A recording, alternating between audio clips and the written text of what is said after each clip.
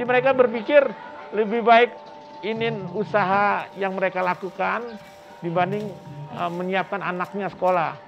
Tapi ada istilah lebih kasih makan, maaf ya, makan babi dibanding mempersiapkan anak-anaknya untuk mengikuti pembelajaran yang baik gitu. Yang saya tahu.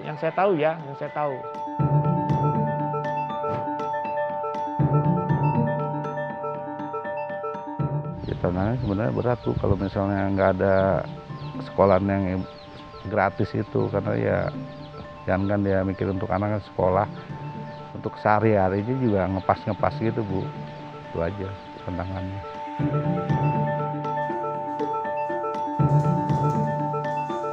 Tradisi sih enggak ya, tapi ada sebagian yang kayak gitu. Mungkin kan dia mikir ya kalau gue nikah juga bisa dibiayain suami, pasti kan gitu mikirnya.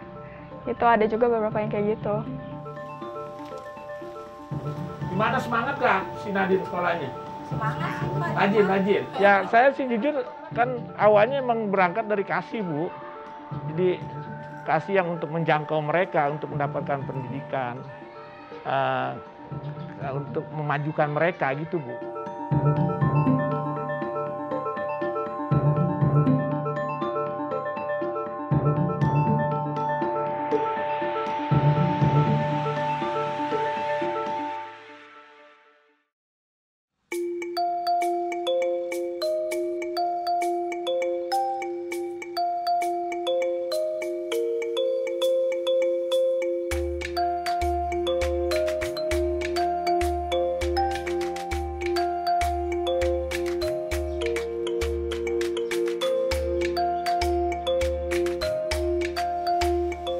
Ya, jadi ya setahu saya memang di sini dibilang kampung Cina, ternyata memang mereka komunitas orang Tionghoa yang tinggal di sini 8 generasi, lalu dengan kepercayaan agama Buddha, Konghucu, sebagian besar mereka dalam komunitas itu. Lalu soal pekerjaan mereka yaitu peternak, yang saya tahu, beternak di rumah sendiri, itu peternakan babi, tapi juga mereka bekerja juga di peternakan besar, itu yang saya tahu pekerjaan mereka. Jadi buruh tani juga ada di sini, khusus petani perkebunan singkong, itu yang membuat mereka terbentur untuk menyiapkan anak-anak mereka dengan latar belakang pendidikan mereka yang rendah. Hampir sebagian besar mereka lulusan SD, ada yang putus sekolah, jadi itu yang saya tahu. Yang SMP hanya mungkin 5% kali, di SMP, SMA ke atas gitu, nggak sampai 10%, nggak sampai yang saya tahu. Apalagi saya lihat data anak-anak kita yang masuk di kampung ini ya, dari kampung ini, kebanyakan latar belakang SD.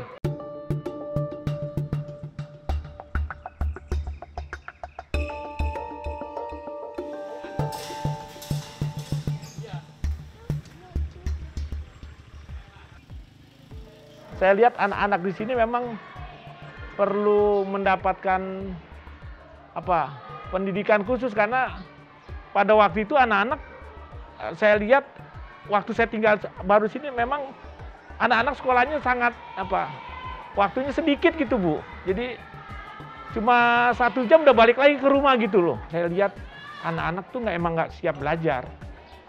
Ya itu tadi, karena saya hadir di situ lihat nggak mampu megang pensilnya. Kelas-kelas yang dasar ya, kelas 1 gitu nggak mampu. Kelas 2 juga belum siap baca, sampai akhirnya kita harus mengajar membaca juga untuk mereka. Padahal mungkin kalau di SD mestinya zaman waktu itu menurut saya, karena anak-anak kami mengalami itu, mestinya memang harus sudah siap baca, tulis kan begitu. Kong, anaknya ada berapa sini Kong? Sekolah di sini? 2 ya? Ada 2. SD apa SMP Kong? SD 1, SMP 1. SD-nya kelas berapa Kong? Kelas 4. Kelas 4 ya. SMP-nya? Kelas 1. Oke, jadi Kong tunggu sampai setengah 2 nih Kong ya? Iya. Oke. Tunggu aja yang sabar Kong ya. Iya. Biar anak-anaknya dapat cita-citanya melalui sekolah kita ya, Sinar Kasih ya. Iya. Gimana, semangat gak si Nadine sekolahnya? Semangat sih Pak. Rajin. Oh gitu. Kelas berapa sekarang? Kelas 6 Pak udah. Oh, siap-siap mau SMP ya? Iya mau SMP bentar. SMP-nya tadi mana nanti? Ya di situ ya mau dilanjut di situ. Awalnya yang paling pertama ya kan kami datangi ke orang tua untuk nggak cuma ngomong ya, waktu itu ya kami udah mulai mengajar mereka, anak-anak mereka ke sekolah-sekolah yang ke rumah-rumah mereka datangi. Jadi saya waktu itu emang belum ada dananya waktu itu memang karena saya berpikir pada waktu itu nggak di gereja karena menghilangkan hal-hal yang nggak yang salah lah. Pokoknya tujuan kami itu memang menyiapkan anak-anak kita di kampung sini untuk mereka bersekolah, siap sekolah lah begitu. Ngeh pendidikan, orang tuanya begitu, perlu mendorong mereka. Jadi akhirnya saya maunya kontrak, tapi karena nggak ada uang kontrak, cuma ada duit 2 juta, 2 minggu sebelum membuka, akhirnya ya udah dengan 2 juta itu kami beli bangku, meja 1,5 juta. Akhirnya dalam waktu 10 hari udah ada, taruh di sekolah, di gereja waktu itu. Sementara di gereja.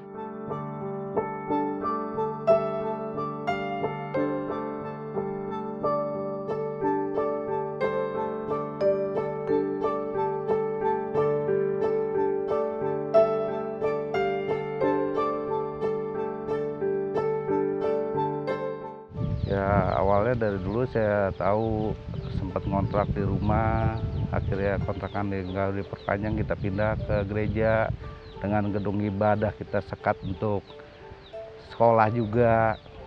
Akhirnya puji Tuhan mungkin jalan Tuhan, ya akhirnya kita bisa punya gedung sendiri, itulah awalnya. Dari awalnya si TK sampai awalnya TK, terus lanjut ke SD. Sampai sekarang udah jadi ada SMK segala, puji Tuhan itu jalan Tuhan mungkin.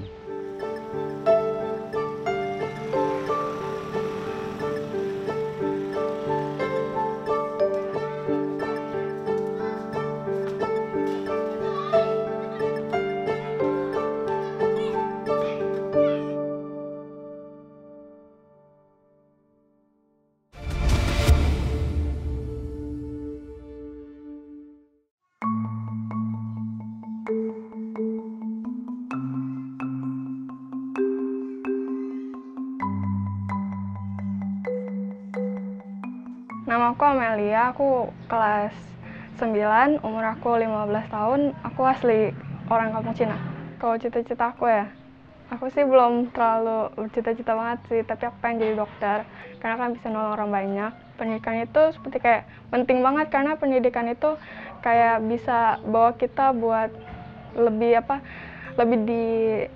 gimana ya, naikin derajat kita, karena kalau misalkan kita pintar, kita bisa sukses, kayak kita juga bisa angkat derajat orang tua kita, kayak gitu.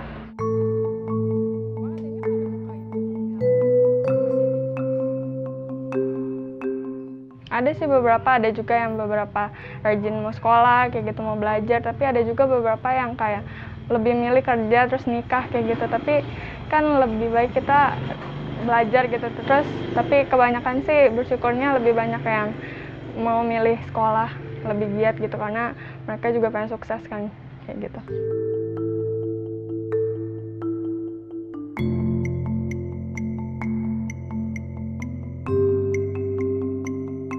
Pada saat awal itu 52 siswa, Bu. Awal sekali itu 52 siswa.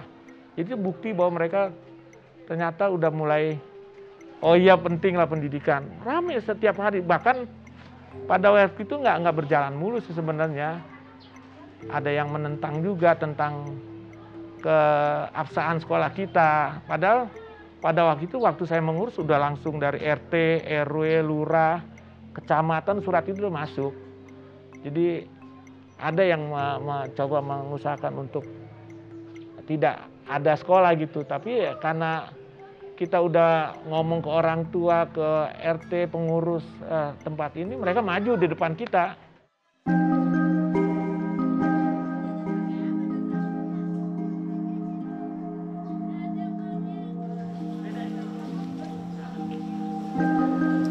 Bangunan ini sebenarnya adanya kan 2017. Udah mulai bangun 2016. Tapi sebatas fondasi dan setengah gitu loh, Bu. Belum di semen gitu loh. Sehingga kami masih ngontrak di sana. Jadi begitu 2016 akhir Oktober ada misionaris datang, dia melihat apa yang kita lakukan selama ini, digerakkan Tuhan untuk mereka ambil bagian. 2017 akhir itu mereka memberikan dananya untuk membangun sampai Mei itu selesai. Mei peresmian 2017 ya, 2017 resmi didirikan ini. SD ya, khususnya SD ya.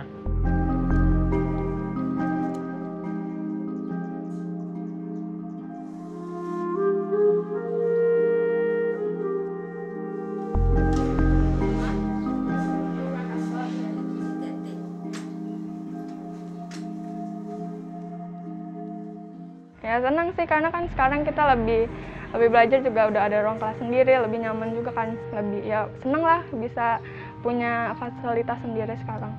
Ya pengen sih kayak sekolah-sekolah lain gitu kan, belajar punya sekolah sendiri, ada fasilitas permainan juga gitu.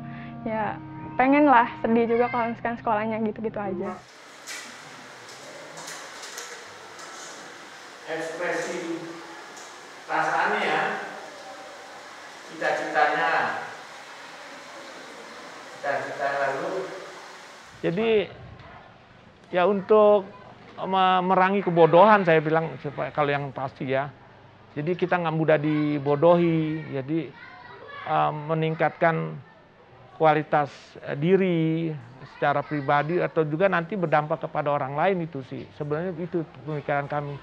Minimal mereka dengan pendidikan mereka bisa tahu apa yang mereka harus lakukan ya di waktu kekinian maupun yang akan datang, itu minimal seperti itu, Bu.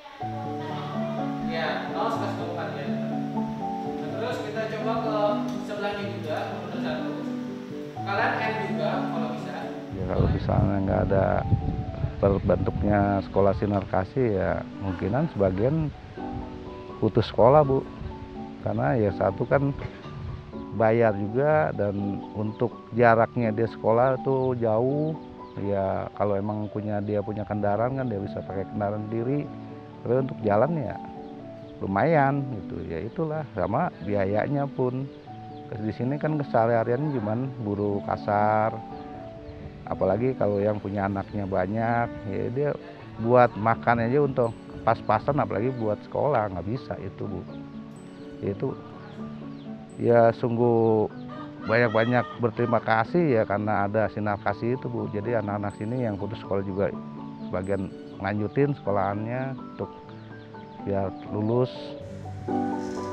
Awalnya gimana? Seneng atau sama seperti saya? Jelasan coba, nanti kalian lakukan. Nanti ada main kelas politik seperti itu. Ya. Sana tugas kamu juga ya? Ya sangat solusi banget karena kan sekarang sekolahnya kan dekat gitu kan, dari sekitar sini kan banyak sekolah yang sulit gitu kan buat anak-anak sekolah. Sekarang kan anak-anak semua bisa sekolah dengan gratis gitu, terus dekat dari rumah, terus pelajaran juga kan bagus gitu, diutamain kayak gitu.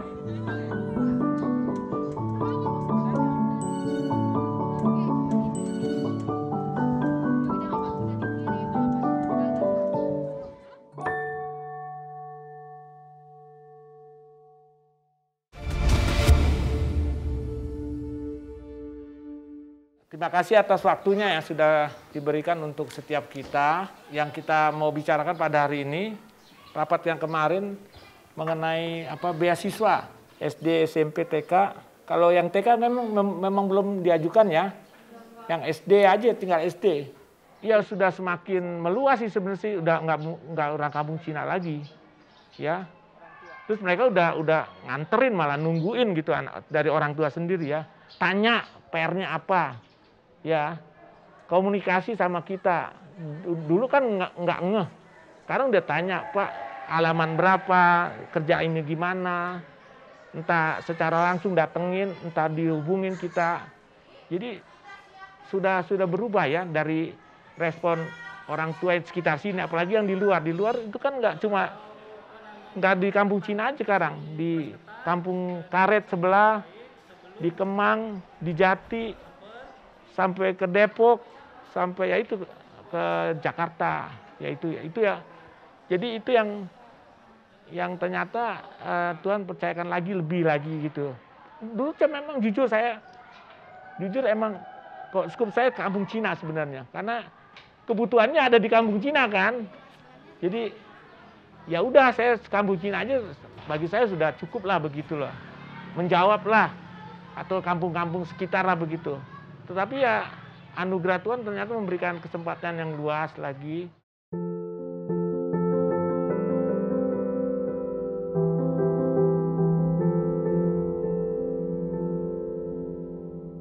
Ya perubahannya begitu besar.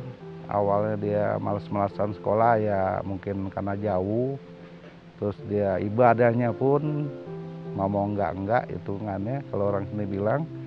Ya puji Tuhan ya sekarang dia ikut pelayanan juga dan belajar pun kadang-kadang dia gabung sama sekitarnya untuk ngerjain kerjaan rumah.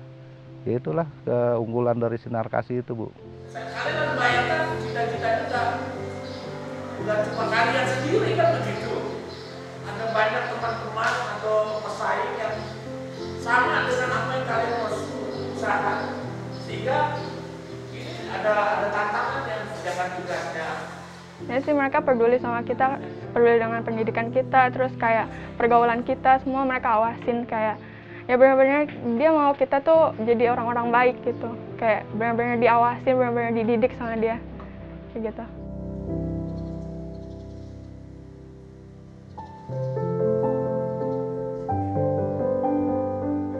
Ya mereka jadi kayak orang baik gitu, mereka orang baik karena ya bisa dari anak-anak yang nggak bisa sekolah jadi bisa sekolah karena dia didirin Sinar Kasih gitu tanpa dipungut biaya, terus mutu pembelajarannya juga baik diajarin kayak gitu, kayak dia berusaha ngasih yang terbaik buat kita semua.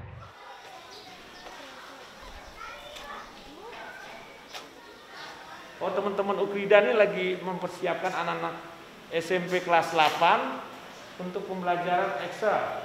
Tadi sudah praktek rupanya pembelajarannya. Perasaan saya sih kagum sama yang pertama sekali sama kebesaran Tuhan ya bisa melakukan itu ya. Ya mungkin orang kagum, jangankan kan orang, saya juga lebih kagum karena kok Tuhan melakukan sejauh ini dari apa yang saya harapkan sebenarnya, Bu. Nggak jauh dari apa yang sekarang terjadi. Saya cuma kan pikir TK, udah pikir TK aja gitu. Ternyata orang tua minta SD, gimana SD? Ya udah, ayo Pak, ya buka SD. Terus SMP gimana SMP? Mereka jadi sangat senang dengan apa yang Tuhan lakukan dalam kepercayaan ini begitu, Bu. Bahkan orang tua jadi enggak kan, oh pendidikan itu penting dan mahal, tapi kita nggak melakukan itu. Tapi ya kita tetap mendorong ya. Kan ada anggapan orang sekolah gratis tuh sekolah abal-abal, saya nggak mau begitu. Benar sekolah gratis, tapi boleh cek. Kalau nggak naik kelas, ya nggak naik kelas, Bu. Nggak ada sistem. Karena kita kan untuk nggak naik kelas, rapat dulu. Gimana guru wali, pertimbangan-pertimbangan. Ya jadi nggak mau dibilang sekolah, yaitu pemikiran sekolah gratis, sekolah murahan gitu, atau sekolah yang nggak mementingkan kualitas, kita nggak mau.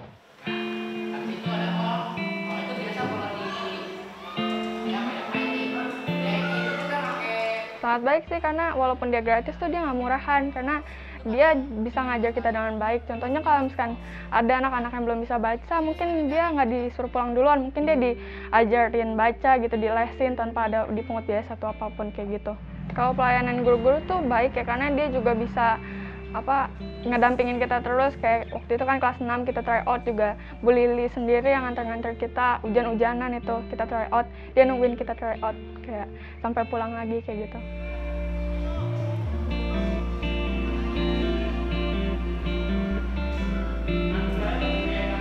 Ya awalnya sih ya boleh bilang ya ada nggak mulusnya gitu, cuman pas sudah kesini-sininya itu ya warga itu berpikir bukannya masalah gratisnya tapi kualitasnya itu dia udah tahu gitu loh. Jadi makanya ya ini pun sekolahan bukannya untuk yayasan Kristen tapi kita umum.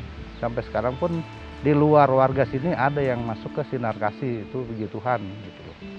Cuman nggak untuk batasan untuk Kristen tapi semua agama masuk tuh. Gimana sehat Pak RT? Alhamdulillah puji Tuhan nih kita bisa ketemu sama keluarga, sama orang tua murid, Bu Neni sebagai komite di tingkat SD, sekolah dasar. Karena di awal kita juga bilangin ke guru, ke orang tua, ke anak-anak kita khusus ya. Jadi kami nggak pikir itu jadi utama sebenarnya, kepintaran sebenarnya. Maksud saya seimbang. You pinter, tapi you seimbang dengan keimanan yang dipercaya gitu Bu. Sehingga pada waktu keluar, di luar banyak orang pinter loh. Saya bilang gitu. Tapi yang di luar juga banyak yang korupsi, banyak yang nggak bikin menyenangkan negara atau orang tua. Saya pikir begitu, jadi seimbang, harus seimbang.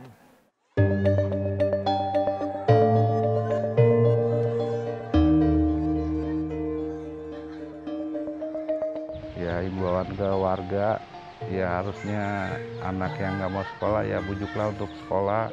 Begitu pentingnya pendidikan itu. Apabila warga sih semuanya lulus atau punya pengalaman pendidikan lanjut, yaitu kan membangkitkan atau membawa atas nama keluarga sini juga lebih baik ke depannya. Itu aja.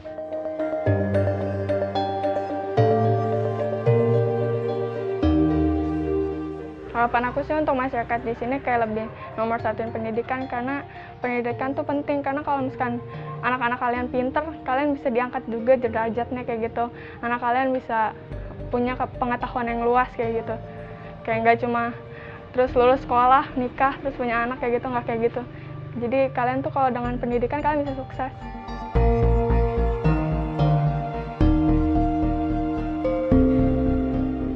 Kedepannya saya rindunya ada universitas, atau enggak anak-anak yang merasa terpanggil untuk ke kita lagi, monggo. Jadi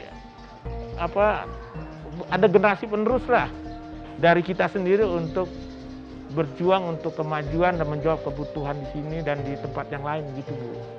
Itu ya harapan kita.